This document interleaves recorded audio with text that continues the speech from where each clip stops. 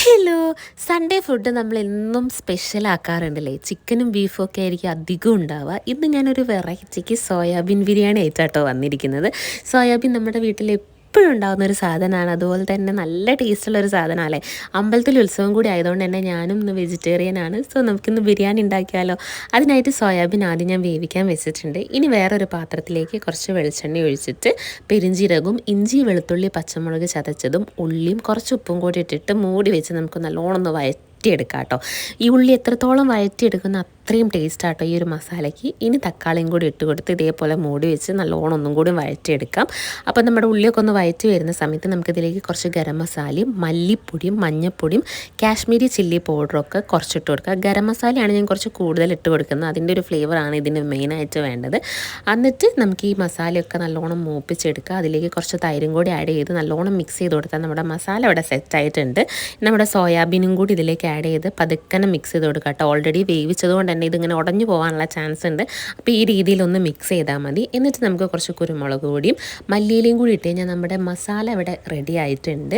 ഇനി നമുക്ക് ചോറ് വെക്കാനായിട്ട് ഇതേപോലെ ചെമ്പിലേക്ക് കുറച്ച് നെയ്യും അതുപോലെ തന്നെ ഓയിലും കൂടി ആഡ് ചെയ്ത് കൊടുക്കുക. പിന്നെ സ്പൈസസ് ആഡ് ചെയ്യുക. ഉള്ളി, പിന്നെ ഇഞ്ചി വെളുത്തുള്ളി പച്ചമുളക് ചതച്ചത് ഞാൻ നേരത്തെ മാറ്റി വെച്ചതും കൂടി ഇതിലിട്ട് കൊടുത്ത് മൂപ്പിച്ച് കൊടുക്കുന്നുണ്ട് കേട്ടോ. ഇതിങ്ങനെ ഇടുമ്പോൾ നമുക്ക് ചോറിനൊക്കെ കുറച്ചും കൂടി ഒരു ഫ്ലേവറും അതുപോലെ തന്നെ നല്ലൊരു ടേസ്റ്റും കിട്ടുന്ന പോലെ എനിക്ക് തോന്നിയിട്ടുണ്ട്. അതുകൊണ്ടാണ് ഞാൻ ഇങ്ങനെ ഇടുന്നത് കേട്ടോ. ഇനി നമുക്കിതിലേക്ക് കഴുകി വൃത്തിയാക്കി വെച്ച അരിയും കൂടി ഇട്ട് കൊടുക്കുക. ഞാൻ ചെറിയ അരിയാണ് ബിരിയാണീൻ്റെ എടുത്തിട്ടുള്ളത്. അതിലേക്ക് ആവശ്യത്തിന് വെള്ളം നമ്മൾ ആഡ് ചെയ്ത് കൊടുക്കുക. നമ്മൾ സാധാരണ ബിരിയാണി ഉണ്ടാക്കുന്ന പോലെ തന്നെ ആഡ് ചെയ്യുക. കുറച്ച് നാരങ്ങാ നീരും അതുപോലെ തന്നെ ഉപ്പും കൂടി ഇട്ടിട്ട് നമുക്ക് വേവിച്ചെടുത്താൽ നമ്മുടെ ചോറ് ഇവിടെ സെറ്റായിട്ടുണ്ട്. ഞാൻ അതിൻ്റെ മുകളിൽ കുറച്ച് നെയ്യും മല്ലിയിലയും കൂടി ഇട്ട് കൊടുത്തിട്ടുണ്ട്. അപ്പം നമ്മുടെ രണ്ട് സാധനങ്ങൾ ഇവിടെ സെറ്റായിട്ടുണ്ട്. ഇനി നമുക്കിതൊന്ന് ദം ചെയ്യാമെന്ന് മാത്രമേ ഉള്ളൂ.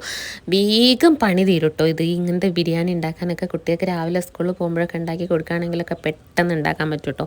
ഇനി നമുക്ക് ഇതേപോലെ ലെയർ ആക്കി കഴിഞ്ഞാൽ നമ്മുടെ ബിരിയാണി ഇവിടെ സെറ്റായിട്ടുണ്ട് കേട്ടോ. ഞാൻ കുറേ ആയി ഇങ്ങനെ ബിരിയാണി ഉണ്ടാക്കിയിട്ട്. അപ്പോൾ ഇന്ന് ഉണ്ടാക്കുമ്പോൾ കുറച്ചൊരു പേടിയുണ്ട് കേട്ടോ. കുറേ ആയിട്ട് ഉണ്ടാക്കാത്തതുകൊണ്ട് തന്നെ സക്സസ് ആവുമോ അറിയില്ല. പക്ഷെ എല്ലാം നല്ല അടിപൊളിയായിട്ട് കിട്ടിയിട്ടുണ്ട്. ചമ്മന്തിയും പിന്നെ അതുപോലെ തന്നെ സാലഡും പപ്പടവും കൂട്ടി അടിപൊളിയായിട്ട് കഴിച്ചിട്ടുണ്ടായിരുന്നു കേട്ടോ. സത്യം പറയാമല്ലോ, എനിക്ക് വെജ് വേറെ ബിരിയാണീനേക്കാളും കുറച്ചും കൂടി ഇഷ്ടപ്പെട്ടത് ഇതേപോലെ സോയാബീൻ ബിരിയാണി കേട്ടോ. ഇതിൻ്റെ ഈ ഒരു മസാല ശരിക്കും ബിരിയാണി നമ്മുടെ ചിക്കൻ ബിരിയാണി കഴിക്കുന്ന പോലെ തന്നെയാണ് കേട്ടോ എനിക്ക് തോന്നിയിട്ടുള്ളത്. കാരണം അതിൻ്റെ എല്ലാ മസാലയും നമ്മളിതിന് ചേർത്തുന്നുണ്ട്. സോയാബീൻ മാത്രമാണ് നേരിൽ ചിക്കന് പകരം. പക്ഷെ അതുകൊണ്ട് തന്നെ നല്ല കിഡിലൻ ടേസ്റ്റ് ആട്ടോ. ഞാനിതിപ്പോൾ രണ്ടാമത്തെ തവണയാണ് ഉണ്ടാക്കുന്നത്. സൂപ്പർ സാധനമാണ്. നിങ്ങളെല്ലാവരും ഒന്ന് ട്രൈ ചെയ്ത് നോക്കണം കേട്ടോ. അപ്പോൾ എൻ്റെ ഇന്നത്തെ സൺഡേ ലഞ്ച് ഇതാണ്. നല്ല അടിപൊളിയായിട്ട് ഞാൻ കഴിച്ചിട്ടുണ്ടായിരുന്നു കേട്ടോ. അപ്പോൾ നിങ്ങളുടെ ലഞ്ച് എന്താണെന്നുള്ളത് കമൻറ്റ് ചെയ്യുക. നെക്സ്റ്റ് വീഡിയോ ആയിരിക്കും വരുന്നതായിരിക്കും. ടാറ്റാ.